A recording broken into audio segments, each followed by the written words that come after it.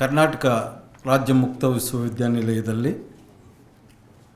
Doctor Baba Saheb Ambedkar ಅವರ ಪೀಠದ ವತಿಯಿಂದ 2 ದಿನಗಳ ರಾಷ್ಟ್ರೀಯ ವಿಚಾರ ಸಂಕಿರಣವನ್ನು ಹಮ್ಮಿಕೊಳ್ಳಲಾಗಿತ್ತು. ನಿನ್ನೆ ಇವತ್ತು ಅದು ತುಂಬ ಯಶಸ್ವಿ ಆಯಿತು ಅಂತ ನನ್ನ ಅನಿಸಿಕೆ. ಯಾಕೆಂತಂದರೆ ಮೊಟ್ಟಮೊದಲನೇ ನಮ್ಮ ವಿಶ್ವವಿದ್ಯಾನಿಲಯದಲ್ಲಿ ಮೊಟ್ಟಮೊದಲ ಪೀಠ ಡಾಕ್ಟರ್ ಅಂಬೇಡ್ಕರ್ ರವರ ಪೀಠ.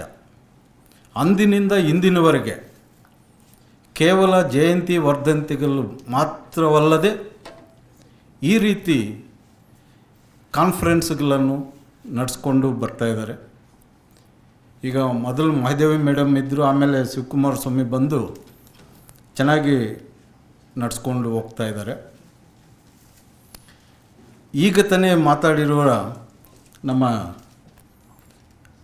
ಪ್ರೊಫೆಸರ್ ಜೆ ಸೋಮಶೇಖರ್ ಸರು ಮೈಸೂರು ವಿಶ್ವವಿದ್ಯಾನಿಲಯದ ಪರೀಕ್ಷಾಂಗ ಕುಲಸಚಿವರಾಗಿದ್ದರು. ಆವಾಗ ನಮಗೆ ನೇರ ಸಂಪರ್ಕ ಇತ್ತು.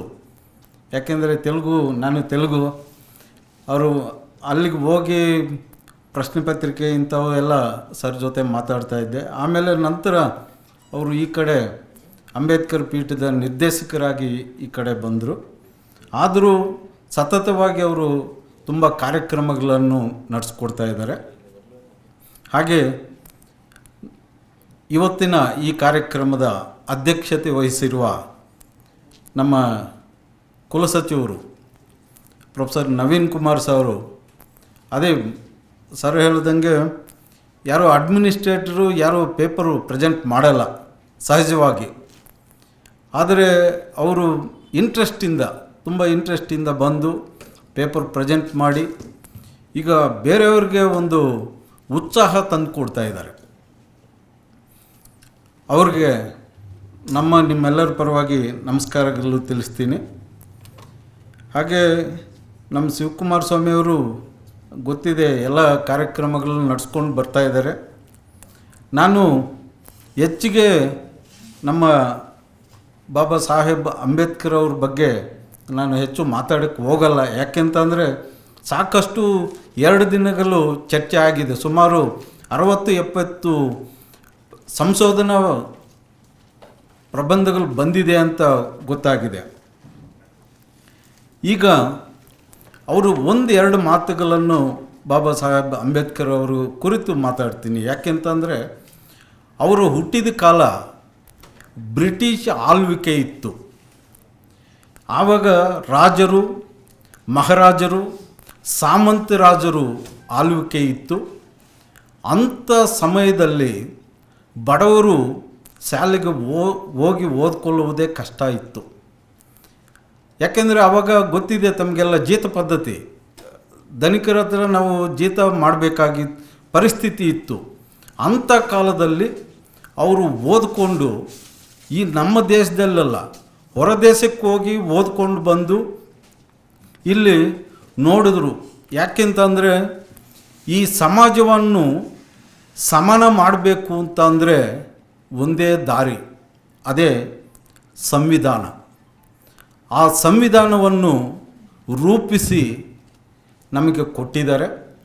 ಅದಕ್ಕೆ ಅವರನ್ನು ನಾವು ಸಂವಿಧಾನ ಶಿಲ್ಪಿ ಅಂತ ಕರಿತೀವಿ. ಅವರು ಪುಸ್ತಕ ಪ್ರೇಮಿ, ಯಾವಾಗಲೂ ಪುಸ್ತಕ ಕೈಯಲ್ಲಿ ಇಟ್ಕೊಂಡಿರ್ತಾರೆ.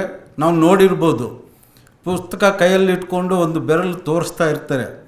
ಎಲ್ಲಿಗಿಂತ ನನ್ನ ಅನಿಸಿಕೆ ಇದು, ಎಲ್ಲಿಗೆ ಅವರು ಬೆರಳು ತೋರಿಸ್ತಾ ಇದ್ದಾರೆ ಅಂತಂದರೆ ಗ್ರಂಥಾಲಯಕ್ಕೆ.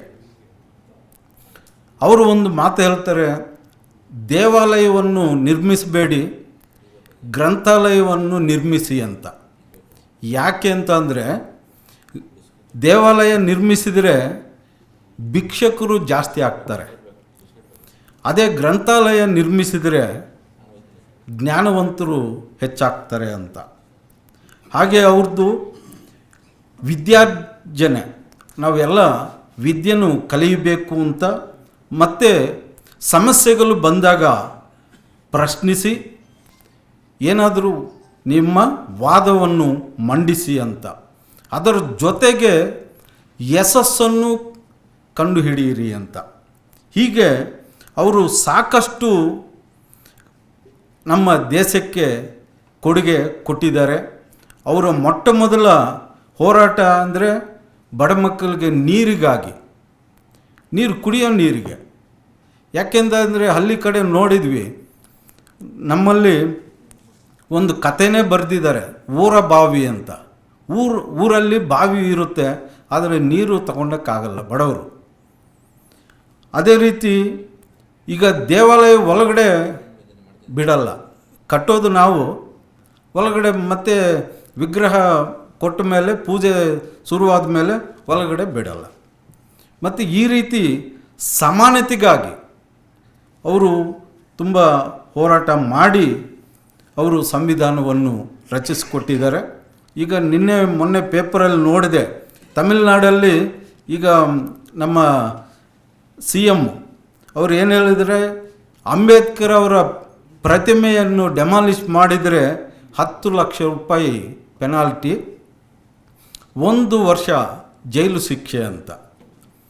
ದುಡ್ಡಿರೋರು ಯಾರು ಹೋಗಿ ಪ್ರತಿಮೆಯನ್ನು ಒಡೆಯಲ್ಲ, ಯಾಕೆಂದರೆ ಬೇರೆ ಯಾರು ಏನೋ ಒಂದು ನಯ ಪೈಸೆ ಇಲ್ಲದೆ ಇರೋರ ಕಡೆ ಓಡಿಸ್ತಾರೆ. ಆವಾಗ ಅವನಿಗೆ 10 ಲಕ್ಷ ರೂಪಾಯಿ ಪೆನಾಲ್ಟಿ ಹಾಕಿ ಏನು ಪ್ರಯೋಜನ? ಅವನು ಬೇಕಾದರೆ ಜೈಲಿಗೆ ಹೋಗ್ತಾನೆ. ಆ ರೀತಿ ಈಗ ಈ ಸಮಾನತೆಯನ್ನು ಕಾಪಾಡೋದಕ್ಕೆ ಆ ಭಗವಂತ ಬಂದ್ರೂ ಆಗ್ತಾಯಿಲ್ಲ. ಯಾಕೆಂದರೆ ಇತ್ತೀಚೆಗೆ ನಾವು ಅಂದ್ಕೊಂಡಿದ್ವಿ, ಹಳ್ಳಿ ಕಡೆ ಹಿಂದೆ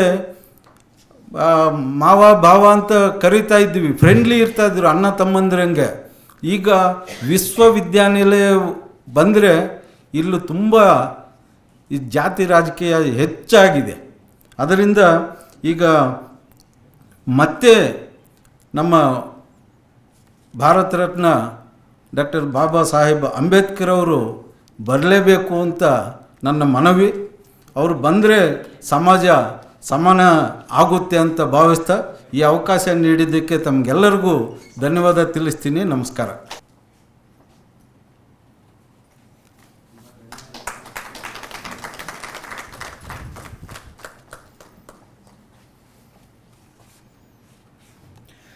ಗೌರವ ಸಮರ್ಪಣೆಯನ್ನು ಸ್ವೀಕರಿಸಿದಂತಹ ಸೋಮಶೇಖರ್ ಸರ್ ಅವರಿಗೆ ತುಂಬ ಧನ್ಯವಾದಗಳು.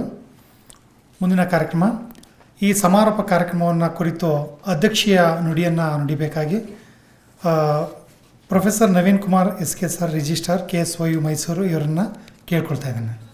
ನನ್ನ ನೆಚ್ಚಿನ ಸ್ನೇಹಿತರು ಮತ್ತು ಗುರುಗಳಾದ ಜೆ ಸೋಮಶೇಖರ್ ಸರ್ ಅವರೇ, ಡೀನ್ ಅಧ್ಯಯನ ಕೇಂದ್ರ ನಾಯ್ಡು ಸರ್ ಅವರೇ, ಮತ್ತು ಈ ಅಂಬೇಡ್ಕರ್ ಅಧ್ಯಯನ ಪೀಠದ ಶಿವಕುಮಾರ ಸ್ವಾಮಿ ಅವರೇ, ಈ 2 ದಿನದ ಏನು ಸಮ್ಮೇಳನ ಹಮ್ಮಿಕೊಂಡಿದ್ದೀರಿ ಅದು ಯಶಸ್ವಿಯಾಗಿದೆ ಅಂತ ಅಂದ್ಕೊಳ್ತೀನಿ. ಯಾಕಂದರೆ ನಿನ್ನೆಯಿಂದ ಸುಮಾರು ವಿದ್ಯಾರ್ಥಿಗಳು ತಮ್ಮ ಲೇಖನಗಳನ್ನು ಈ ವೇದಿಕೆಯಲ್ಲಿ ಸಮರ್ಪಕವಾಗಿ ಮಂಡಿಸಿದರು ಅಂತ ನನಗೆ ತಿಳಿದು ಬಂತು. ನಾನು ತಡವಾಗಿ ಬಂದೆ. ಮತ್ತು ಈಗ ವೇದಿಕೆಯಲ್ಲಿ ಗುರುಗಳು ಆದರೆ ಮಾತಾಡ್ಬೋದು. ಇವರು ಮಹಾನ್ ಗುರುಗಳು ಸೋಮಶೇಖರ್ ಸರು. ಯಾಕಂದರೆ ಅವ್ರ ಜೊತೆಗಿದ್ದಾಗ ನಾವು ಮಾತಾಡೋಕ್ಕೆ ಮಾತೇ ಬರಲಿಲ್ಲ. ಅದಕ್ಕೆ ಸುದೀರ್ಘವಾಗಿ ಎಲ್ಲ ವಿಸ್ತೃತವಾಗಿ ಹೇಳ್ಬಿಟ್ರು. ಅರ್ದು ಕುಡ್ದು ಬಾಬಾ ಸಾಹೇಬ್ರನ್ನ ಮತ್ತು ಬೌದ್ಧ ಧರ್ಮದ ಬಗ್ಗೆ ಸುದೀರ್ಘವಾದ ಸಂಶೋಧನೆ ಕೈಗೊಂಡಿದ್ದೀರಿ. ನಾವು ವಿಜ್ಞಾನ ಪ್ರಾಧ್ಯಾಪಕರಾದರೂ ಒಂದು ಅಷ್ಟಿಷ್ಟು ಕೇಳಿಕೊಂಡು ಓದ್ಕೊಂಡು ತಿಳ್ಕೊಂಡು ಬಂದಿದ್ದೀವಿ ಸರ್. ತಾವು ಮಾತಾಡ್ತಾ ಡೆಮೋಕ್ರಸಿ ಬಗ್ಗೆ ಮಾತಾಡ್ತಾ ತಾವು ಎಲೆಕ್ಟ್ರಲ್ ಮತ್ತು ಚುನಾವಣಾ ನೀತಿ ಹೇಗಿರಬೇಕು, ಇವತ್ತು ದೇಶ ಚುನಾವಣೆಯಿಂದ ಮಾತ್ರ ನಡೀತಾ ಇದೆ ಅಂತ. ಬಟ್ ಸಂವಿಧಾನದಲ್ಲಿ ಆ ಚುನಾವಣೆಗೆ ಸಂಬಂಧಪಟ್ಟಂತೆ ಯಾಕೆ ಚರ್ಚೆಗಳಾಗ್ತಾಯಿಲ್ಲ ಅಂತ ಸರ್. ಯಾಕಂದ್ರೆ ನನಗೆ ಇವತ್ತು ಪ್ರಶ್ನೆ ಇರೋಂಥದ್ದು ಒಂದೇ, ಎಲ್ಲದಕ್ಕೂ ವಿದ್ಯಾರ್ಹತೆ ಅನ್ನೋದಿರುತ್ತೆ. ನೀವು ಯಾವುದೇ ಒಂದು ಸಣ್ಣ ಅಟೆಂಡ್ರಿಗೆ ಅಥವಾ P1 ಮಾಡಬೇಕು ಅಂದರೆ ನೀವು ಎಲಿಜಿಬಿಲಿಟಿ ಅಂತ ಮಾಡ್ತೀವಿ. ಅದಕ್ಕೆ ಯಾಕೆ ವಿದ್ಯಾರ್ಹತೆ ಇಲ್ಲ, ಏಜ್ ಲಿಮಿಟ್ ಇಲ್ಲ. ಮತ್ತು ಬೇರೆ ಥರ ನಾವೊಂದು ಕೆಲಸಕ್ಕೆ ಹೋಗ್ಬೇಕು ಅಂದ್ರೆ ಸಿಂಧುತ್ವ ವೆರಿಫಿಕೇಷನ್ ಮಾಡ್ತೀವಿ. ನಮ್ಮದೇನು ಕ್ರಿಮಿನಲ್ ಅಫೆನ್ಸ್ ಇದೆಯಾ, ಫ್ಯಾಮಿಲಿ ಹಿಸ್ಟ್ರಿ ಏನು, ಏನು ಅಂತ ನಮ್ಗೆ ಗೊತ್ತಾಗದೆ ಬ್ಯಾಕ್ಗ್ರೌಂಡ್ ಚೆಕ್ ಎಲ್ಲ ಮಾಡುವಾಗ ಈ ವ್ಯವಸ್ಥೆ ಯಾಕೆ ಸರ್ ನಮ್ಮ ದೇಶದಲ್ಲಿ ಇಂಪ್ಲಿಮೆಂಟ್ ಆಗ್ತಾಯಿಲ್ಲ ಅನ್ನೋದು ನಾವು ಚಿಂತನೆ ಮಾಡಬೇಕಾಗುತ್ತೆ. ಮತ್ತು ಈ ಪ್ರಶ್ನೆಗೆ ಉತ್ತರ ಇವತ್ತು ನನಗೆ ಸಿಗ್ತಾ ಇಲ್ಲ. ಕಾರಣ ಏನು ಅಂದರೆ, ನೀವು ಸಂವಿಧಾನನ ಪ್ರಶ್ನೆ ಮಾಡುವ ಮಟ್ಟದಲ್ಲಿ ನಾವಿಲ್ಲ ಅಂತ ಹೇಳಿದ್ವಿ. ಯಾಕಂದರೆ ಬಾಬಾ ಸಾಹೇಬರು ಕೊಟ್ಟಿರೋವಂಥದ್ದು ದೊಡ್ಡ ಸಾಗರ, ಆ ಸಾಗರದಲ್ಲಿ ಬಗಿತಾ ಹೋದಷ್ಟು ಅದು ನೀರು ಕಡಿಮೆ ಆಗಲ್ಲ ಅದು. ಹಾಗೆ ಇವತ್ತಿಗೂ ಈ ಚಿಂತನೆ ತಾವು ಹೇಳಿದ್ರೆ ಚಿಂತನೆಯೇ ನಡೆದಿಲ್ಲ, ಮರುಚಿಂತನೆ ಯಾಕೆ ಅಂತ. ಹೌದು ಸರ್, ಕರೆಕ್ಟು ನೀವು ಹೇಳಿದೆ. 79 ವರ್ಷ ಸುದೀರ್ಘವಾದಂಥ ಸ್ವತಂತ್ರ ಅನುಭವಿಸಿದ್ವಿ. ಸ್ವತಂತ್ರ ಯಾರಿಂದ ನಮ್ಮಿಂದ ನಾವು ಪಡ್ಕೊಂಡಿದ್ದು. ಬ್ರಿಟಿಷರು ಬಂದಿದ್ದು 10,000 ಅಷ್ಟೇ. ಇಲ್ಲಿದ್ದಂಥ 10 ಕೋಟಿನೋ 15 ಕೋಟಿ 20 ಕೋಟಿ ಜನಸಂಖ್ಯೆ ಅವ್ರ ಜೊತೆಗೆ ಸೇರಿ ಆಡಳಿತ ಮಾಡ್ತಾರೆ. ಅವ್ರ ವಿರುದ್ಧನೇ ನಾವು ಯುದ್ಧಗಳು ಮಾಡ್ತೀವಿ, ಸ್ವತಂತ್ರ ಕೊಡಿ ಅಂತ ಹೋರಾಟ ಮಾಡ್ತೀವಿ. ಗಾಂಧಿಯವರಿಗಿಂತ ಮುಂಚೆ ಬೇರೆ ಬೇರೆ ಸ್ವತಂತ್ರ ಹೋರಾಟಗಳು ನಡೀತವೆ, ಚಿಂತನೆಗಳು ನಡೀತವೆ, ಹೋರಾಟಗಳು ಇರ್ತವೆ. ಅಹಿಂಸಾವಾದ ಬಂದ ಗಾಂಧಿಯವರ ಚಿಂತನೆಗಳು ಎಲ್ಲ ದೇಶದಲ್ಲಿ ಸುದೀರ್ಘವಾಗಿ ನಡ್ಕೊಂಬಂದು ನಾನು ಚಿಕ್ಕವನಿಂದ ಗಮನಿಸ್ತಾ ಬಂದೆ. ನೀವು ಹೇಳಿದ್ರೆ ಇವತ್ತೂ 79 ವರ್ಷ ಆದಾಗ ಒಂದೇ ಸಮುದಾಯದವರು ಸ್ವಲ್ಪ ಜನ ಬಿಟ್ಟರೆ ಮಾತ್ರ ನೀವು ಹೇಳಿ ಚಿಂತನೆ ಮಾಡಬೇಕು ಅಂತ. ಕರೆಕ್ಟು. ಅಂಬೇಡ್ಕರ್ ಅಂದರೆ ಬರೋದೇ ಕಡಿಮೆ. ಇಂಥ ಆಚರಣೆಗಳು ನಡಿಬೇಕಂದ್ರೆ ಆ ಸಮುದಾಯದ ಜನ ಮಾತ್ರ, ಸ್ಥಳ ಸಮುದಾಯ ಜನ ಮಾತ್ರ ಬರಬೇಕು ಅಂತ ಇಲ್ಲಿ ನಾವು ಗಮನಿಸ್ತಾ ಬಂದಿದ್ದೇವೆ. ಯಾಕಂದರೆ ಇತ್ತೀಚೆಗೆ ನಾನು ಕಂಡಾಗ ರೇಡಿಯೋ ಹಾಕಿದ್ರೆ ಬರೀ ಗಾಂಧಿ ಚಿಂತನೆಗಳೇ ಬರ್ತಿತ್ತು. 6:45ಗೆ ಗಾಂಧಿ ತತ್ವ ಸಿದ್ಧಾಂತಗಳಿಗೆ ಮಾತಾಡ್ತಿದ್ರು. ರೇಡಿಯೋ ಆನ್ ಮಾಡಿದಾಗ 6:50ಕ್ಕೋ 6:45ಗೋ ಬರ್ತಿತ್ತು. ನಂತರ ಅಂಬೇಡ್ಕರ್ ಚಿಂತನೆಗಳ ಬಗ್ಗೆ ಕೇಳಲೇ ಇಲ್ಲ ನಾವು ಯಾವ ರೇಡಿಯೋಲ್ಲೂ. ಹೌದಲ್ಲ ಸರ್? ನಾನು ತಪ್ಪೋ ಏನೋ ಮಾತಾಡ್ತಾರೆ ಗೊತ್ತಾಗಲಿಲ್ಲ. ಗಾಂಧಿ ಚಿಂತನೆಗಳು ಅಂತ 6:45ಗೆ ಟ್ಯೂನ್ ಮಾಡಿದಾಗ ಏನು ಅರ್ಸವ್ರೆ ಕರೆಕ್ಟಲ್ಲ? ಇತ್ತೀಚೆಗೆ ಅಲ್ವಾ ತತ್ವ ಸಿದ್ಧಾಂತ ಚಿಂತನೆಗಳ ಬಗ್ಗೆ ಡೈಲಿ ಕೇಳ್ತಾ ಬಂದ್ವಿ. ಕಿವಿ ಮೇಲೆ ಬೀಳ್ತಾ ಇತ್ತು ಅಹಿಂಸಾ. ಯಾರೇ ಒಂದು ಕೆನ್ನೆ ಹೊಡೆದು ಇನ್ನೊಬ್ರು ಕೆನ್ನೆ ಹೊಡ್ಕೊಂಡು ಹೋಗಲಿ, ಸಮಸ್ಯೆ ಇಲ್ಲ. ನೀವು ಸಾಯ್ತಾ ಇದ್ರೂ ಪರವಾಗಿಲ್ಲ, ನೀವು ಇನ್ನೊಬ್ರಿಗೆ ತೊಂದರೆ ಕೊಡಬೇಡಿ. ನೀವೇನೇ ತೊಂದರೆ ಆದರೂ ಇನ್ನೊಬ್ರು ಇದೇ ಕೇಳ್ಕೊಂಡು ಬಂದ್ವಿ. ಅದು ಅಡಾಪ್ಟ್ ಆಯಿತಾ 79 ವರ್ಷದಲ್ಲಿ? ಆಯಿತಾ? ಅರ್ಸ ಏನೋ ಹೇಳ್ತಾವ್ರೆ. ಹಂತವಾಗಿ ಬರುವಾಗ ನಾವು ಗ್ರಾಮೀಣ ಭಾಗದಿಂದ ಬಂದವರು ಅಂಬೇಡ್ಕರ್ ಜಯಂತಿ ಮಾಡಬೇಕು ಅಂದರೆ ಆ ಸಮುದಾಯದವ್ರು ಮಾತ್ರ. ಅಂಬೇಡ್ಕರ್ ಜಯಂತಿ ಇರಲಿ, ಆ ಸಮುದಾಯ ಅಂಬೇಡ್ಕರ್ ಫೋಟೋ ಇಟ್ಕೊಳ್ಳೋಂದ್ರೆ ತಗೊಂಡೋದ್ರೆ ಬ್ಯಾನ್ ಮಾಡುವಂಥ ಸ್ಥಿತಿ ನಿರ್ಮಾಣ ಆಗ್ತಿತ್ತು. ಊರಿಗೆ ತಗೊಂಡೋಗೋಕ್ಕಾಗ್ತಿರ್ಲಿಲ್ಲ. ಜಯಂತಿಗಳನ್ನ ತಡೀತಿದ್ರು, ಬಡದಾಟ ಆಗ್ತಿತ್ತು. ಕಾನೂನು ಇರಲೇ ಇಲ್ಲ ಅನ್ನಿಸುತ್ತೆ ಸರ್. ಸ್ವತಂತ್ರ ಬಂದು ಏನು ಚಿಂತನೆ ಮಾಡಬೇಕು ಸರ್? ಇತ್ತೀಚಿನ ದಿನಗಳಲ್ಲಿ ಬತ್ತಾ ಈಗ ಓಕೆ, ನೆನ್ನೆ ಚಿನ್ನಸ್ವಾಮಿ ಸರ್ ಮಾತಾಡ್ತಾ ಹೋದರು. ಈಗ ಜನ್ರೇಷನ್ ಯುವ ಜನತೆ ಶೇಕಡವಾರು ಈಗ ನೇಪಾಳ ನೆನ್ನೆ ಮಾತಾಡಿದೆ ನಾನು, ಶ್ರೀಲಂಕಾದಲ್ಲಿ ಹೇಗಾಯಿತು ಅದೇ ಚಿಂತನೆಗಳು ಇಲ್ಲೂ ನಡೀತಾ, ಜಂಜಿ ಕ್ರಾಂತಿ ನಡೀತಾ ಇದೆ, ಜಾತಿಗಳು ಕಡಿಮೆ ಆಗ್ತಾಯಿದೆ. ಅಂಬೇಡ್ಕರ್ ಚಿಂತನೆಗಳನ್ನ ಜಾಸ್ತಿ ಅವಲೋಕನ ಮಾಡೋದಕ್ಕೆ ಇತ್ತೀಚಿನ ದಿನಗಳಲ್ಲಿ ನಾವು ಕಂಡಾಗ ಸಂವಿಧಾನ ದಿನ ಮತ್ತು ಅವ್ರ ಪರಿನಿಬ್ಬ ದಿನ ಇವೆಲ್ಲ ಇಡ್ತಾನೆ ಇರಲಿಲ್ಲ. ಈಗ ಶಾಲಾ ಅವ್ರು ಸೇರಿದ ದಿನ ಎಲ್ಲ ಆಚರಣೆ ಇತ್ತೀಚೆಗೆ ಒಂದು 5 ವರ್ಷದಿಂದ ಒಂದು 8-10 ವರ್ಷದಿಂದ ಚಾಲ್ತಿಗೆ ಬಂದಿದೆ. ಗಾಂಧಿ ಚಿಂತನೆ ಕಡಿಮೆ ಆಗಿದೆ ರೇಡಿಯೋದಲ್ಲಿ. ಈಗ ಅಂಬೇಡ್ಕರ್ ಚಿಂತನೆಗಳು ಎಲ್ಲರ ಮನಸ್ಸಲ್ಲೂ ಹುಟ್ಟಾಕೋಕ್ಕೆ ಶುರುವಾಗಿ ಕಾರಣ ಏನು ಸರ್? ಚಿಂತನೆಯ ತಾವು ಆನ್ಸರ್ ಕೊಡ್ಬೇಕು ಸರ್ ಸೋಮಶೇಖರ್ ಸರ್. ಯಾಕಂದರೆ ನಮ್ಮ ಸರ್ ಹೇಳ್ತಾ ಹೋದಾಗ ಒಂದೊಂದು ತುಂಬ ಹೊತ್ತು ನೆನ್ನೆ 2 ಗಂಟೆ ಸುದೀರ್ಘವಾಗಿ ಚರ್ಚೆ ಮಾಡಿದ್ರೆ ಸರ್ ಹೇಳೋದು ನಾನು ಕರಿಬೇಕಾಯಿತು ಅಂತ. ನಾಯ್ಡು ಸರ್ ಹೇಳಿದ್ರು ಎಲ್ಲ ಕಡೆ ಜಾತಿ ಆಗಲೂ ಇದೆ ಈಗಲೂ ಇದೆ ಸರ್. ಈಗ ಸೃಷ್ಟಿ ಮಾಡಿದ್ದು ಜಾಸ್ತಿ ಆಯಿತು ಅಷ್ಟೇ. ಪ್ರತಿಯೊಂದು ವಿಶ್ವವಿದ್ಯಾಲಯಗಳು ಒಂದೊಂದು ನಾನು ಕಂಡಾಗಿ ಗಾಂಧಿ ಜಯಂತಿ ಅಂಬೇಡ್ಕರ್ ಜಯಂತಿ ಬಿಟ್ಟರೆ ಯಾವುದೂ ಇರಲಿಲ್ಲ. ಇತ್ತೀಚೆಗೆ ವಾಲ್ಮೀಕಿ ಜಯಂತಿ ಆಯಿತು, ಕೆಂಪೇಗೌಡ ಜಯಂತಿ ಆಯಿತು. ಯಾರು ಕುರಿತು ಮಾತಾಡ್ತಾ ಇಲ್ಲ, ಆಚರಣೆಗಳ ಬಗ್ಗೆ ಮಾತಾಡ್ತಾ ಇದ್ದೀವಿ. ಮತ್ತು ಕನಕದಾಸರ ಜಯಂತಿ ಮತ್ತು ವಿಶ್ವಕರ್ಮ ಜಯಂತಿ ಎಲ್ಲ ಒಂದೊಂದೇ ಶುರು ಆಯಿತು. ಕಾರಣ ಏನಂದರೆ ಅವರವರ ಜಾತಿನ ಒಗ್ಗೂಡಿಸ್ಕೊಂಡು ಸಮಾಜದಲ್ಲಿ ಇನ್ನೂ ಗ್ಯಾಪ್ನ ಜಾಸ್ತಿ ಮಾಡುವಂಥಕ್ಕೆ ಶಾಲಾ ಮತ್ತು ವಿಶ್ವವಿದ್ಯಾಲಯಗಳ ಮಟ್ಟದಲ್ಲೂ ಬರ್ತಾಯಿದೆ ಇವತ್ತು. ಆ ಸಮುದಾಯದವರೇ ಕೆಂಪೇಗೌಡ ಅಂದರೆ ಆ ಸಮುದಾಯವರೇ, ಅಂಬೇಡ್ಕರ್ನ ಇವತ್ತು ಸಹ ವಿದ್ಯಾವಂತರಾದ ನಾವು ಪ್ರಾಧ್ಯಾಪಕರು ಸಹ ಜಯಂತಿನ ಆಚರಣೆ ಮಾಡೋದಕ್ಕೆ ತುದಿಗಾಲ ನಿಂತಿದ್ದೀವಿ. ನಿನ್ನೆ ಮಾತಾಡ್ತಾ ಹೇಳಿದೆ ಸರ್, ಈಗ ನಾವು ಬದಲಾವಣೆ ಆಗಬೇಕಂದ್ರೆ ಶಿಕ್ಷಣ ಮಾತ್ರ. ಯಾಕಂದ್ರೆ ಬಾಬಾ ಸಾಹೇಬ್ರು ಹೇಳಿದ್ರು, ಕೈಯಲ್ಲಿ ಪುಸ್ತಕ ಹಿಡಿದು ತೋರಿಸ್ತಾ ಇದ್ದಾರೆ ಒಂದು ದಿಕ್ಕಿನಲ್ಲಿ, ಏನಂದರೆ ನಮಗೆ ಮುಂದಿನ ಭವಿಷ್ಯಕ್ಕೆ ಶಿಕ್ಷಣವೇ ಆದಿ ಅಂತ. ಆದರೆ ಇವತ್ತು ಏನಾಗ್ತಾ ಇದೆ, ಎಲ್ಲ ಶಾಲಾ ಕಾಲೇಜುಗಳೆಲ್ಲ ಮುಚ್ಚ ಹಂತಕ್ಕೆ ಬಂದಿದೆ. ಯಾಕಂದರೆ ನೆನ್ನೆ ಮಾತಾಡ್ತಾ ಹೇಳಿದೆ ಸರ್, ವಿಚಾರಧಾರಣೆಗಳು ಮತ್ತು ನಮ್ಮಲ್ಲಿ ಹೋರಾಟದ ಕಿಚ್ಚು ವಿಶ್ವವಿದ್ಯಾಲಯ ಮತ್ತು ಇದರಲ್ಲೇ ಹಚ್ತಿತ್ತು. ದೇಶ, ರಾಷ್ಟ್ರ ಮತ್ತು ರಾಜಕೀಯದಲ್ಲೂ ಸಹ ಅಲ್ಲೋಲ ಕಲ್ಲೋಲ ಆಗ್ತಿತ್ತು. ವಿದ್ಯಾರ್ಥಿಗಳು ದಂಗೆ ಇದ್ದರೆ ವಿಶ್ವವಿದ್ಯಾಲಯದಲ್ಲಿ ಅಥವಾ ಒಂದು ಶಾಲಾ ಕಾಲೇಜಲ್ಲಿ ದಂಗೆ ಇತ್ತು ಅಂದರೆ ಸರ್ಕಾರನೇ ಅಲ್ಲಾಡುವಂಥ ಸ್ಥಿತಿ ನಿರ್ಮಾಣ ಆಗಿತ್ತು. ಬಂಡವಾಳಶಾಹಿಗಳ ಬಗ್ಗೆ ಮಾತಾಡಿದ್ರು, ನಾನು ಚಿಕ್ಕವನದ್ರ ಬಗ್ಗೆ ಮಾತಾಡೋದಕ್ಕೆ. ಆ ಬಂಡವಾಳಶಾಹಿಗಳು ಇವತ್ತು ಆ ಶಿಕ್ಷಣ ವ್ಯವಸ್ಥೆನೇ ಬುಡ ಮೇಲೆ ಮಾಡಿ ಅಂಬೇಡ್ಕರ್ ಹಿಡಿದಿರೋಂಥ ಬಾಬಾ ಸಾಹೇಬ್ ಪುಸ್ತಕನೇ ಮಡಚುವಂಥ ನಿರ್ಮಾಣ ಮಾಡ್ತಾಯಿದ್ದಾರೆ. ಯಾಕಂದರೆ ಆ ಕಿಚ್ಚು ಹೋರಾಟ ಅಲ್ಲಿಗೆ ನಿಲ್ಲುವ ಹಾಗೆ ವಿಶ್ವವಿದ್ಯಾಲಯದಲ್ಲಿ ಇವತ್ತು ಸ್ಥಿತಿ ಎಲ್ಲರಿಗೂ ಗೊತ್ತು. ಹಣ ಇಲ್ಲ, ಸಂಬಳ ಕೊಡೋಕ್ಕಾಗ್ತಾಯಿಲ್ಲ, ತಾವು ಹೇಳಿ ಪೆನ್ಷನ್ ಕೊಡೋಕ್ಕಾಗ್ತದೆ. ಇನ್ನು ಯಾವ ಹೋರಾಟಕ್ಕೆ ಮತ್ತು ಸಮ್ಮೇಳನಕ್ಕೆ ಮತ್ತು ಯಾವ ಕಾರ್ಯಕ್ಕೆ ಹಣ ಕಲ್ಪಿಸೋಕ್ಕಾಗ್ತದೆ? ತಾವು ಹೇಳೋದು ಈಗಿನ ಮಂತ್ರಿಗಳು ಮಾದೇವಪ್ಪನವರು ಮಾಡಿದ ಒಂದು ಸಣ್ಣ ಪುಟ್ಟ ಕಾರ್ಯದಿಂದ ಈ ಸಮ್ಮೇಳನಗಳು ನಡೀತಾ ಇದೆ. ಮುಂದಿನಗಳಲ್ಲಿ ನಾವೇನು ನೋಡ್ತೇವೋ ಇಲ್ವೋ ಅನ್ನೋ ಬಗ್ಗೆ ಚಿಂತನೆಗಳು ಮಾಡಬೇಕಾಗ್ತದೆ ಸರ್. ಮತ್ತು ನಾಯ್ಡು ಅವ್ರು ಹೇಳೋರು ಬಾಬಾ ಸಾಹೇಬರು ಮತ್ತೊಮ್ಮೆ ಹುಟ್ಟಬೇಕು ಅಂತ. ಅದು ಸಾಧ್ಯ ಇಲ್ಲ. ನಮ್ಮಲ್ಲೇ ಬಾಬಾ ಸಾಹೇಬರು ಹುಟ್ಟಬೇಕು, ಬಸವಣ್ಣ ನಮ್ಮಲ್ಲೇ ಹುಟ್ಟಬೇಕು. ಯಾಕಂದರೆ ಆ ತತ್ವಸಿದ್ಧ ಮೇಡಮ್ ನಗ್ತಾ ಇದ್ದಾರೆ. ತತ್ವ ಸಿದ್ಧಾಂತಗಳು, ಅವ್ರ ಚಿಂತನೆಗಳು ನಮ್ಗೆ ಬಿಟ್ಟು ಹೋಗಿದ್ದಾರಲ್ಲ, ಅದು ನಮ್ಮ ಹುಟ್ಟಿಗೆ, ನಮ್ಮ ಬೆಳವಣಿಗೆ ಕಾರಣ ಆಗಬೇಕಾಯಿತು. ಇನ್ನು ಬಂಡವಾಳಶಾಹಿಗಳ ಹಿಡಿತದಿಂದ ಮತ್ತು ಚರ್ಚು, ಮಸೀದಿ, ದೇವಸ್ಥಾನ ಕಡೆಗೆ ನಾವು ಗಮನ ಹರಿಸ್ತಿದ್ದೇವೆ. 1,000-2,000 ಕೋಟಿ ಕೊಟ್ಟು ದೇವಸ್ಥಾನ ಕಟ್ತೇವೆ. ಅವ್ರು ಕಟ್ಟಿದ್ರಲ್ಲ ಅಂತ ಮಸೀದಿ ಕಟ್ತೀವಿ, ಇನ್ನೊಬ್ಬರು ಅಲ್ಲಿಂದ ತಂದು ಬೇಕಾದಷ್ಟು ಕೋಟಿ ದೇವಸ್ಥಾನ, ಚರ್ಚ್ ಕಟ್ತಾ ಇದ್ದಾರೆ. ಈ ವ್ಯವಸ್ಥೆ ನಿರ್ಮಾಣವಾಗುವಾಗ ವಿಜ್ಞಾನ ಆಗಲಿ, ಮೌಢ್ಯಗಳನ್ನ ಹೇಗೆ ವಿಜ್ಞಾನದಿಂದ ದೂರ ಮಾಡಲು ಸಾಧ್ಯ? ಯಾಕಂದರೆ ಮತ್ತೊಮ್ಮೆ ನಾವು ಹಿಂದೆ ಹೋಗ್ತಾ ಇದ್ದೀವಿ. ಯಾವ ಶಿಕ್ಷಣ ವ್ಯವಸ್ಥೆ ಬುಡಾಲ ಮೇಲಾಗುತ್ತೆ ಆಗ ದೇಶ ಮತ್ತು ಸಮಾಜ ಅದು ತಳಹದಿ ಹಿಡಿಯೋದಂತೂ ಸಹಜ. ಯಾಕಂದರೆ ಈ ವ್ಯವಸ್ಥೆ ಚಿಂತನೆ ಮಾಡಬೇಕಾಗ್ತದೆ. ಯಾಕಂದರೆ ಮುಂದಿನ ದಿನಗಳಲ್ಲಿ ಇನ್ನೊಂದು 4-5 ನೆನ್ನೆ ಚಿನ್ನಸ್ವಾಮಿ ಸರ್ ಹೇಳ್ತಾರೆ, ಒಂದು 7-8 ವರ್ಷದಲ್ಲಿ ವಿಶ್ವವಿದ್ಯಾಲಯ ಮುಳುಗುವಂಥ ಸ್ಥಿತಿ ಬಂದೇ ಬರ್ತದೆ ಅಂತ. ಅದು ಆಗಬಾರ್ದು. ಯಾಕಂದರೆ ಸೋಷಿಯಲ್ ಜಸ್ಟಿಸ್ ಸಿಗೋವಂಥದ್ದೇ ಸರ್ಕಾರಿ ವಿಶ್ವವಿದ್ಯಾಲಯಗಳಲ್ಲಿ, ಸರ್ಕಾರಿ ಕಾಲೇಜುಗಳಲ್ಲಿ. ಈ ವ್ಯವಸ್ಥಿತವಾದಂಥ ಬಂಡವಾಳಶಾಹಿ ಮತ್ತು ರಾಜಕೀಯ ತುಂಬಿಕೊಂಡು ಇವತ್ತು ಅಲ್ಲೋಲ ಕಲ್ಲೋಗ್ತಾಯಿದೆ, ಬುಡ ಮೇಲೆ ಆಗ್ತಾಯಿದೆ. ಇಂದಿನ ವ್ಯವಸ್ಥೆಯಲ್ಲಿ ವಿಶ್ವವಿದ್ಯಾಲಯ ಕುಲಪತಿಗಳು ಅಂದರೆ ಎಂಥ ಡಿಸಿಗಳು, ಮಂತ್ರಿಗಳು ಎದ್ದು ಗೌರವ ಕೊಡುವಂಥ ಕಾಲದಲ್ಲಿ ಇವತ್ತು ಸಿಂಗುಲರ್ ಆಗಿ ಮಾತಾಡುವಂಥ ವ್ಯವಸ್ಥೆ ಒಬ್ಬ ರಾಜಕೀಯ ಪ್ರತಿನಿಧಿಯಿಂದ ಸಿಗ್ತಾಯಿದೆ. ಇದೆಲ್ಲ ಬದಲಾಗಬೇಕು.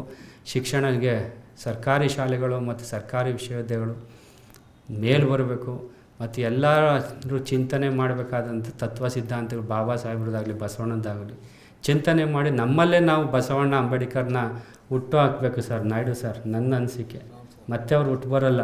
ಹುಟ್ಟು ಬಂದುಬಿಟ್ರೆ ಬಸವಣ್ಣವ್ರ ಅಂಬೇಡ್ಕರ್ ನಿಜವಾಗ್ಲೂ ಹತ್ಬಿಡ್ತಾರೆ. ಆ ಕಡೆ ನಿಂತ್ಕೊಂಡು ಬಸವಣ್ಣ ಮೇಲಿಂದ ನಾನು ಇಂಥ ಸಮಾಜ ಸೃಷ್ಟಿ ಮಾಡಿ ಇವರೇ ಜಾತಿ ಮಾಡ್ಕೊಂಬಿಟ್ರಲ್ಲಪ್ಪ ಅಂತ ಬಸವಣ್ಣವ್ರು ಹೇಳ್ತಾರೆ. ಯಾಕಂದರೆ ಒಗ್ಗೂಡಿ ಎಲ್ಲ ತಳ ಸಮುದಾಯ ಅಂತ ಮಾಡಿದ ಬಸವಣ್ಣನ ಜಾತಿ ಮಾಡ್ತಾರೆ, ತಡೆ ಹಿಡಿದಿಡ್ತಾರೆ. ಅವರ ಸಿದ್ಧಾಂತಗಳನ್ನ ಆಚೆ ಹರಿಯೋದಕ್ಕೆ ಬಿಡೋದಿಲ್ಲ. ಈ ವ್ಯವಸ್ಥೆಯಲ್ಲಿ ಬಸವಣ್ಣವ್ರು ಇಳಿದು ಬರಬೇಕಾ, ಅಂಬೇಡ್ಕರ್ ಬರಬೇಕಾ? ಅವರ ಜೀವನದಲ್ಲಿ ಅವ್ರ ಪರ್ಸ್ನಲ್ ಲೈಫೇ ಕಾಣಲಿಲ್ಲ ಅಂಬೇಡ್ಕರ್ ಅವರು.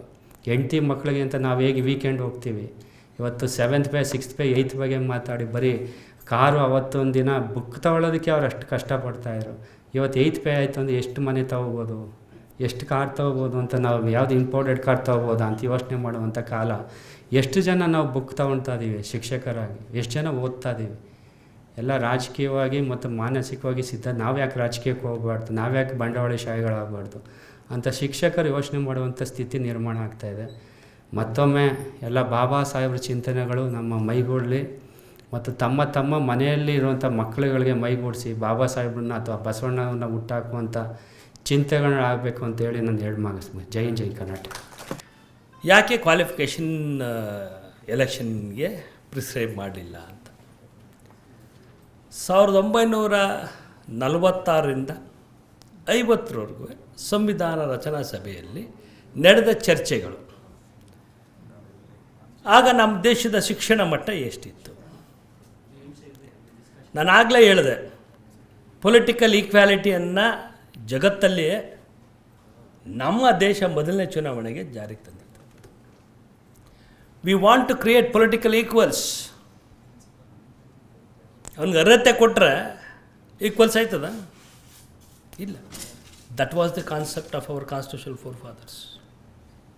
ಒಂದು ಆ ಕಾನ್ಸೆಪ್ಟಲ್ಲಿ ಕಾಮರಾಜ್ ಅವ್ರು ಎಂಥ ಕೆಲಸ ಮಾಡಿದ್ರು?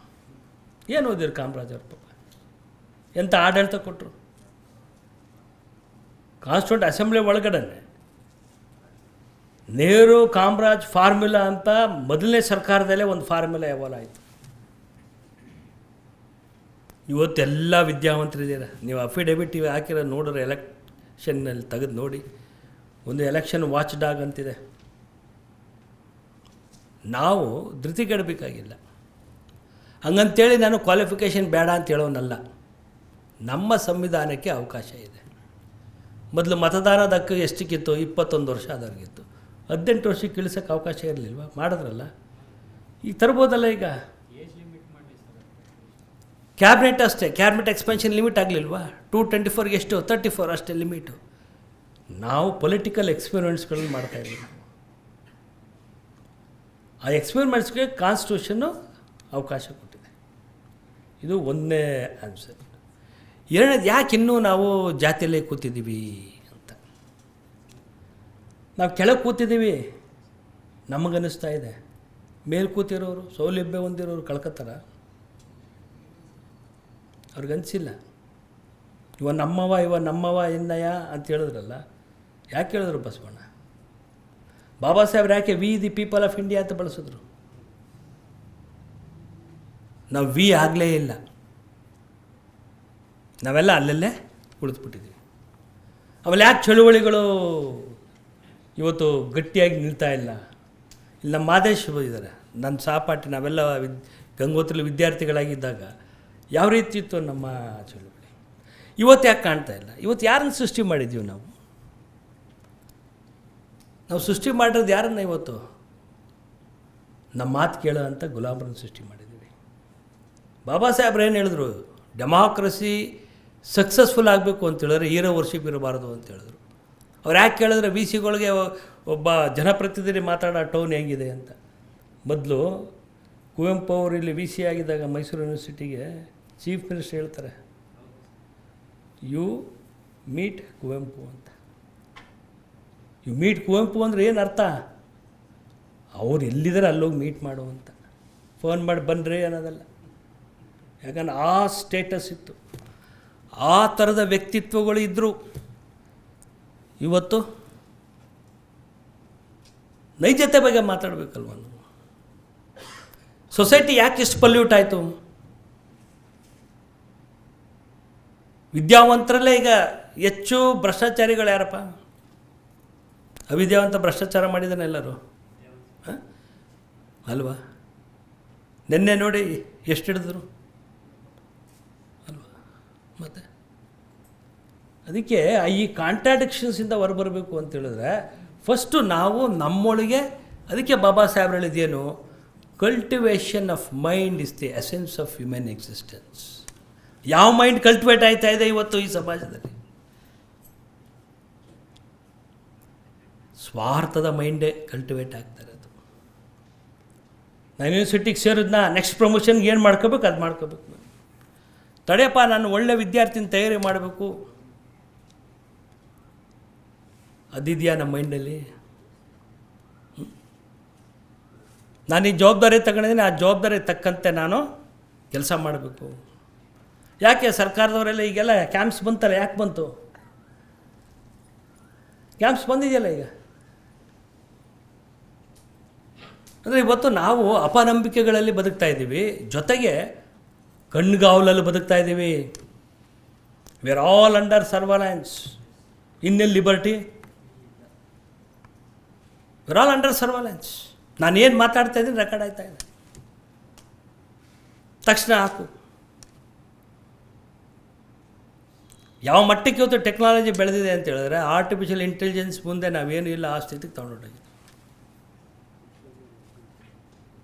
ಇವತ್ತು ನಾನು ವ್ಯಾಲಿಡೇಟರಿ ಅಡ್ರೆಸ್ ಬೇಕಂತ ಸುಮ್ಮನೆ ಆರ್ಟಿಫಿಷಿಯಲ್ ಇಂಟೆಲಿಜೆನ್ಸ್ಗೆ ಹಾಕೋದಪ್ಪ, ಅದೇ ಕೊಟ್ಬಿಡ್ತಿಲ್ಲ. ಆಗ ಮೊದಲು ಎಲ್ಲ ಬುಕ್ಗಳು ಓದಿ ಎಲ್ಲ ಬರೆದು ಬರ್ತಾಯಿದ್ದೆ.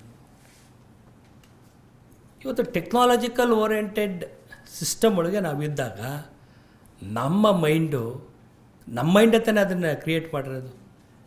ಆರ್ಟಿಫಿಷಿಯಲ್ ಇಂಟೆಲಿಜೆನ್ಸ್ ಕ್ರಿಯೇಟ್ ಮಾಡೋದು ನಮ್ಮ human mind, human brain has created. ಆದರೆ ಅದು ಕಂಟ್ರೋಲ್ ತಪ್ಪಿಬಿಟ್ರೆ ನಾಶ. ಬುದ್ಧರು ಅದನ್ನೇ ಹೇಳಿತು. ಬುದ್ಧಗುರು ಏನು ಹೇಳಿದಂದರೆ ಪ್ರಜ್ಞೆಯಿಂದ ನಾವು ಜೀವಿಸ್ಬೇಕು. ನೋಡಿ ಅವ್ರು ಹೇಳಿದ್ರಲ್ಲ, right speech, right conduct, right way of thinking, ಎಲ್ಲ ರೈಟಲ್ಲಿರಬೇಕು ಅಂತ ಹೇಳಿದ್ರು. ಈಗ ನಾವೆಲ್ಲ ಯಾವ ರೈಟಲ್ಲಿದ್ದೀವಿ? ಎಲ್ಲ ಎಕ್ಸ್ಟ್ರೀಮ್ ರೈಟ್ ಹೊರಗಿದ್ದೀವಿ. ಸೊ ವಿ ವಾಂಟ್ ಟು ಇವತ್ತಿನ ಇಡೀ ಈ ಬಾಬಾ ಸಾಹೇಬ್ ಕಾನ್ಫರೆನ್ಸಸ್ಸು ಅವ್ರ ಬಗ್ಗೆ ಮಾತಾಡ್ತಕ್ಕಂಥದ್ದಿದೆಯಲ್ಲ, ಅದು ಯಾರದು ಕ್ರಿಯೇಟ್ ಮಾಡೋದು? ಜಾತಿಯನ್ನು ನಾಶ ಮಾಡಿ ಒಳ್ಳೆ ಸದ್ಗುಣ ವ್ಯಕ್ತಿಯನ್ನು ಕ್ರಿಯೇಟ್ ಮಾಡ್ತಕ್ಕಂಥದ್ದು, ರ್ಯಾಷನಲ್ ಇಂಡಿವಿಜುವಲನ್ನು ಕಟ್ಟುವಂಥದ್ದು. ಏನು ಸರ್? ಅದೇ ಬಾಬಾ ಸಾಹೇಬ್ರ ಥಾಟ್ಸ್ ಇರೋದು. ಅವ್ರದ್ದು ಏನೇ ಬೆಳವಣಿಗೆ ತಗೊಳ್ಳಿ, ಅವರೊಬ್ಬ ಸ್ಟೂಡೆಂಟಾಗಿ MA ಸ್ಟೂಡೆಂಟಾಗಿ ಕೊಲಂಬಿಯಾ ವಿಶ್ವವಿದ್ಯಾಲಯದಲ್ಲಿ ಬರೀತಾರಲ್ಲ, ಫಸ್ಟ್ ಒಬ್ಬ ವಿದ್ಯಾರ್ಥಿಯಾಗಿ, caste in India their mechanism genesis and development, ಅಲ್ಲಿಂದ ಅವ್ರದ್ದು ಬುದ್ಧ ಅಂಡ್ ಹಿಸ್ ಧಮ್ಮ ಅವ್ರದ್ದು ಬರವಣಿಗೆ ನೋಡಿ. ಬಾಬಾ ಸಾಹೇಬ್ರದ್ದು ಸೆಂಟ್ರಿಕ್ ಯಾವುದಿತ್ತು, ಯಾವುದನ್ನು ಕುರಿತವ್ರು ಬಾಬಾ ಸಾಹೇಬರು ಬರೀತಿದ್ದು? ವ್ಯಕ್ತಿ ಕುರಿತು. ಯಾವ ವ್ಯಕ್ತಿ ಪ್ರಜ್ಞೆ ಕಳ್ಕೊಂಡಿರೋ ವ್ಯಕ್ತಿ, ನೀನು ಹಾಳಾಯ್ತಾ ಇದೆಯಪ್ಪ, ನೀನು ಪ್ರಜ್ಞೆ ಕಳ್ಕೊಬೇಡ, ಪ್ರಜ್ಞಾವಂತನಾಗಿ ಬದುಕು ಅಂತ.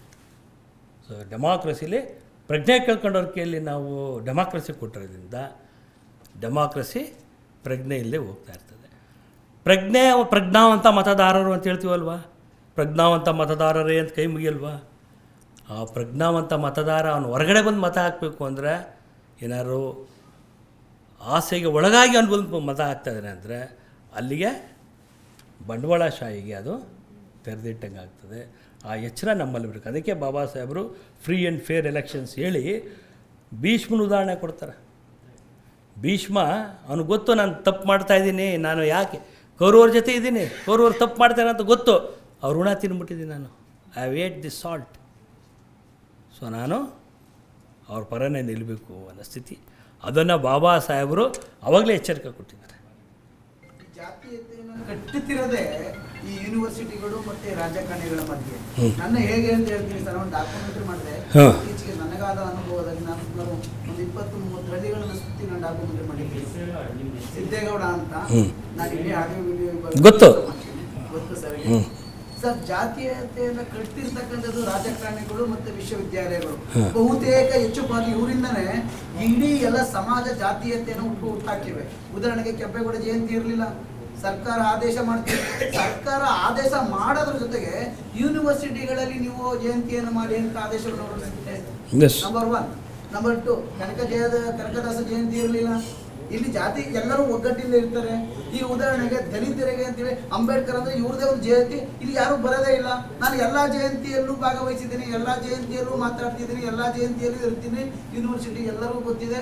ನನ್ನ ಭಾವನೆಗೆ ಬಂದ ಜೊತೆಗೆ ನನಗೆ ಆಗಿರೋ ದುಃಖವನ್ನು ನಿಮ್ಗೆ ಹೇಳ್ತಾ ಇದ್ದೀನಿ. ಸಪತ್ತಿದ್ದ ಇದನ್ನ ತಾವು ದುಃಖ ಅಂತ ಭಾವಿಸ್ಬೇಡಿ, ಪರಿವರ್ತನೆ ಅಂತ ಭಾವಿಸಿ. ನೀವೆಲ್ಲ ಜಯಂತಿಗಳು ಬಂದು ಆ ಜಯಂತಿಯ ಮಹಾತ್ಮರ ಮಾತುಗಳನ್ನು ಕೇಳಿ ಮಾತಾಡ್ತಾ ಇದ್ದೀರಲ್ಲ, ಅದೇ ಬದಲಾವಣೆ. ಎಲ್ಲ ಜಯಂತಿಗಳು ನಿಮ್ಮನ್ನ ಬದಲಾಯಿಸಿದೆ. ಇದು ಬದಲಾವಣೆ ಅಲ್ಲ, ಇದು ಜಾತೀಯತೆಯನ್ನ ಹುಟ್ಟು ಹಾಕುವಂತ ಒಂದು ಜಯಂತಿಗಳಾಗಿದೆ. ಬದಲಾವಣೆಗಳಲ್ಲಿ ಗೊತ್ತಾ, ಇವರ ಹೆಸರುಗಳಲ್ಲಿ ವಿಚಾರ ಸಂಕಿರಣಗಳನ್ನು ಮಾಡಿ ಎಲ್ಲ ಸಮುದಾಯ ಒಟ್ಟಿಗೆ ಅದನ್ನ ಆಲೋಚನೆಯನ್ನು ಮಾಡಿದಾಗ ಮಾತ್ರ ಬದಲಾವಣೆ ಆಗುತ್ತೆ. ಇವರ ಹೆಸರುಗಳಲ್ಲಿ ವಿಚಾರ ಸಂಕಿರಣಗಳನ್ನು ಮಾಡಿ ಎಲ್ಲ ಸಮುದಾಯಗಳು ಬಂದು ಅವರ ಮೌಲ್ಯಗಳನ್ನ ತಿಳ್ಕೊಂಡಾಗ ಮಾತ್ರ ಬದಲಾವಣೆ ಆಗುತ್ತೆ. ಇವರ ಹೆಸರುಗಳಲ್ಲಿ ಜಯಂತಿಗಳನ್ನ ಮಾಡಿ ಆ ಸಮುದಾಯ ಬಂದಾಗ ಅದು ಜಾತೀಯತೆ ಆಗುತ್ತೆ. ಸರ್, ಇದನ್ನ ನೀವು ಸರ್ಕಾರಕ್ಕೆ ಮನಮುಟ್ಟುವಂತೆ ಬರ್ಕೊಡ್ಬೇಕು. ಜಯಂತಿನೇ ಬೇರೆ ಆಯ್ತು. ನಿಮ್ಮಲ್ಲೇ ಈಗ ಬದಲಾವಣೆ ಕಂಡಿದೆಯಲ್ರಿ. ಈ ನೋಟಿಸ್ ಇದೆಯಲ್ಲ, ಇದೇ ಒಂದು ದೊಡ್ಡ ಚೇಂಜು. ನಾವು ನೋಡಿ ಕೂತ್ಕೊಳ್ಳಿ, ನಿಮ್ಮದು ಒಳ್ಳೆ ಪ್ರಶ್ನೆ. ನೋಡಿ ನಿಮಗೆ ಮಾತಾಡಿಸಿದೆ. ಕನಕದಾಸ ಏನಂತ ಹೇಳ್ದ? ಕುಲ ಎಂದು ಒಡೆದಾಡಬೇಡಿ ಅಂತ ಹೇಳ್ದ ಅಲ್ವಾ? ಕೆಂಪೇಗೌಡರು ಏನು ಹೇಳಿದ್ರು?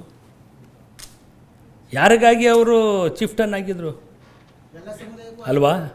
ಮತ್ತು ಪ್ರತಿ ಜಯಂತಿ ತಗೊಳ್ಳಿ, ಆ ಮಹಾತ್ಮರ ಜಯಂತಿ ಸರ್ಕಾರ ಯಾಕೆ ಆಚರಣೆ ಮಾಡ್ತಾಯಿದೆ ಅಂತ ಹೇಳಿದ್ರೆ, ನಮ್ಮಲ್ಲಿ ಕನ್ನಡ ಮತ್ತು ಸಂಸ್ಕೃತಿ ಇಲಾಖೆ ಅಂತಿದೆ. ಈಚ್ ಜಯಂತಿಗೆ ಒಂದು ಕಲ್ಚರ್ ಅಂತ, ಕಲ್ಚರಲ್ ಪಾಲಿಟಿಕ್ಸ್. ಡೆಮಾಕ್ರಸಿ ಒಳಗೆ ಎಲ್ಲರಿಗೂ ಅವಕಾಶ ಇರುತ್ತೆ. ಆದರೆ ಆ ಅವಕಾಶಗಳು ದುರುಪಯೋಗ ಆಗದೆ ಇರೋಂಗೆ, ಅದು ಮೊದಲೇ ಬರೆದಿದ್ರು, ಡಾಮಿನೆಂಟ್ ಕಾಸ್ಟೇ ಎಲ್ಲವನ್ನು ನಿರ್ಧರಿಸುತ್ತೆ ಅಂತ.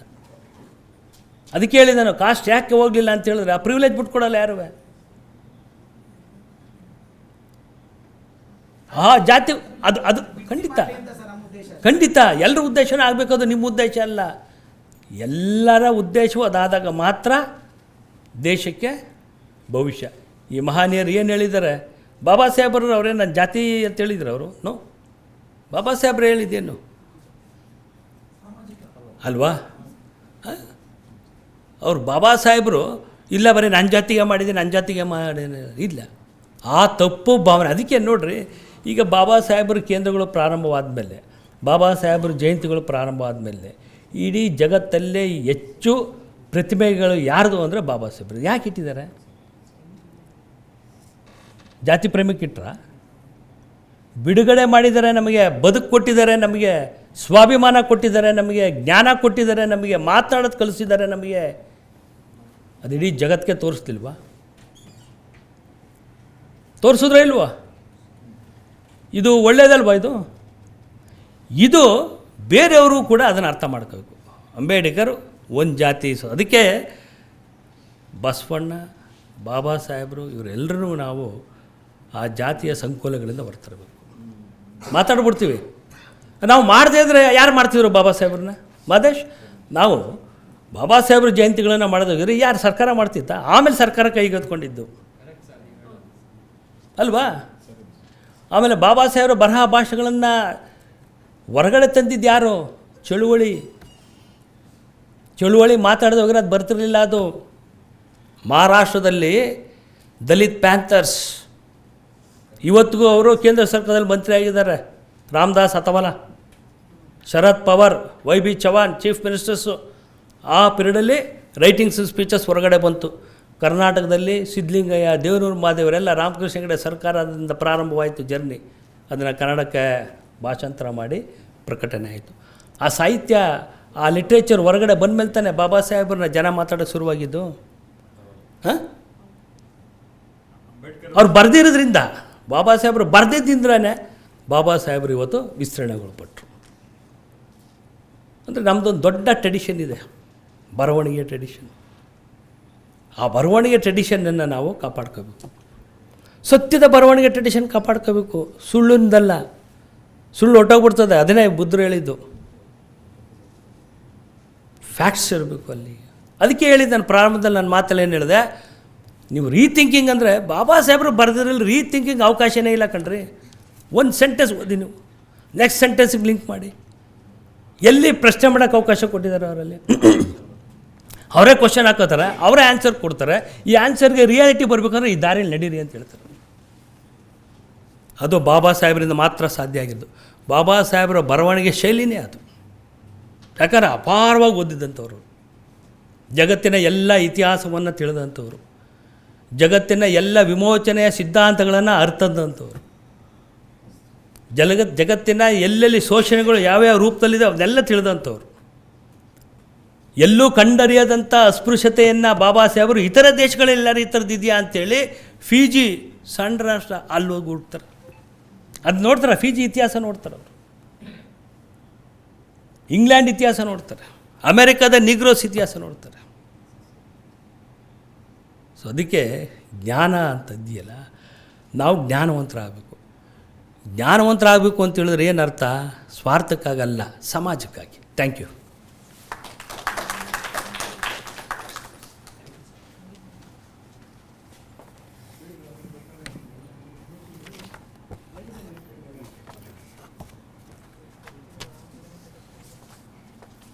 Thank you sir. ಮುಂದಿನ ಕಾರ್ಯಕ್ರಮ ಈಗ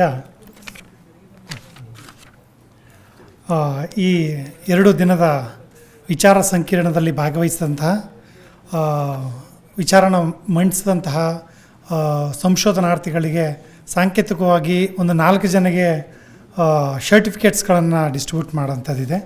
ದಯವಿಟ್ಟು ಪ್ರೊಫೆಸರ್ ಜೆ ಸೋಮಶೇಖರ್ ಸರ್ ಮತ್ತು ನವೀನ್ ಕುಮಾರ್ ಸರ್ ಅವರು ಸಂಶೋಧನಾರ್ಥಿಗಳಿಗೆ ಸರ್ಟಿಫಿಕೇಟ್ಸ್ಗಳನ್ನ ಡಿಸ್ಟ್ರಿಬ್ಯೂಟ್ ಮಾಡಬೇಕಾಗಿ ಕೇಳ್ಕೊತಾ ಇದ್ದೀನಿ ಸರ್. ಮೊದಲನೇದಾಗಿ ಡಾಕ್ಟರ್ ಮಲ್ಲಿಕಾರ್ಜುನ್ ಸ್ವಾಮಿ ಸರ್, ದಯವಿಟ್ಟು ವೇದಿಕೆ ಮೇಲೆ ಬಂದು ಸರ್ಟಿಫಿಕೇಟ್ಸನ್ನ ಕಲೆಕ್ಟ್ ಮಾಡ್ಕೋಬೇಕು. Vaishali, research scholar, department of economics, KSYU.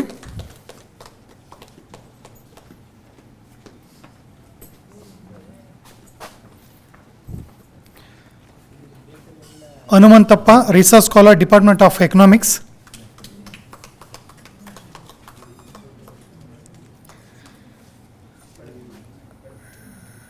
Shrimati Radha, research scholar, department of economics.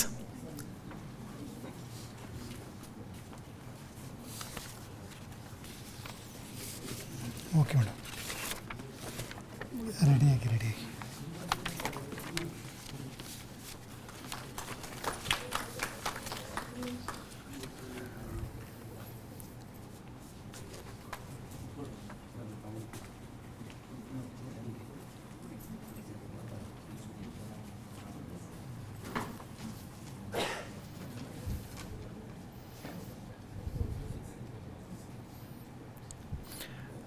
ಧನ್ಯವಾದಗಳು ಸರ್. ಕಾರ್ಯಕ್ರಮದ ಮುಂದಿನ ಘಟ್ಟ, ಅಂತಿಮ ಘಟ್ಟ, ವಂದನಾರ್ಪಣೆ. ಶ್ರೀ ವೈಶಾಲಿ ಮೇಡಮ್ರವರು ವಂದನಾರ್ಪಣೆಯನ್ನು ನಡೆಸ್ಕೊಡ್ಬೇಕಾಗಿ ಕೇಳ್ಕೊತಾ ಇದ್ದೀನಿ. Good evening. I, Vaishali Anand Surjan, research scholar under Shivkumar Swamy Sir Economics Department, on the behalf of organizing committee, takes the privilege to extend our sincere thanks to everyone who made this event possible. We express our heartfelt gratitude to our Professor Sharanappa V. Hasle, Honorable Vice Chancellor KSU Mysore, in his absence for his immense support to organize this conference. Thank you, sir. Please applaud. Thank you. I express our heartfelt gratitude to our chief guest, Dr. Rangegowda, Joint Director, Department of Social Welfare, Mysore, in his absence. Thank you, sir. We express my sincere thanks to our valedictory addresser, Professor J. Somshekhar, Senior Professor, Dr. B.R. Ambedkar Research and Extension Center, University of Mysore. Thank you, sir. We express my sincere thanks to our Professor Naveen Kumar SK, Registrar, KSU, Mysore. Thank you, sir. We express my sincere thanks to our guest, Ramanatha Naidu, Dean Academic, KSU, Mysuru. Thank you, sir. We express my sincere thanks to our Professor Shivkumar Swamy Sir, Chairperson of the Economics Department, KSU, Mysore, to initiate and organize this 2 days of conference. Thank you, sir. We extend thanks to Professor M.V. Ramesh, Department of History, KSU, and Shailesh Raj Aras, Chairman, Journalist Department, KSU, Professor Shankaran, Department of Economics, Central University, Pondicherry, Professor Govind Raju, Department of Sociology, Mangalore University, Mangalore. If I have left anybody unintentionally, thank you everybody, all the dignitaries. We appreciate the tireless efforts to the organizing committee and volunteers for flawless coordination. Thank you. Our sincere thanks to the presenters, researchers for sharing valuable findings and stimulating important discussions. We are grateful to the media, technical and support staff for the ensuring smooth session and logistics. We hope the ideas exchanged here will translate into meaningful action and collaboration. With a deep appreciation to the all attenders, we look forward to meeting again. Thank you and have a safe journey. Thank you so much. I'm sorry for the audio video section of the university. Whomever I left unintentionally, I'm really sorry. Thank you so much. Thank you.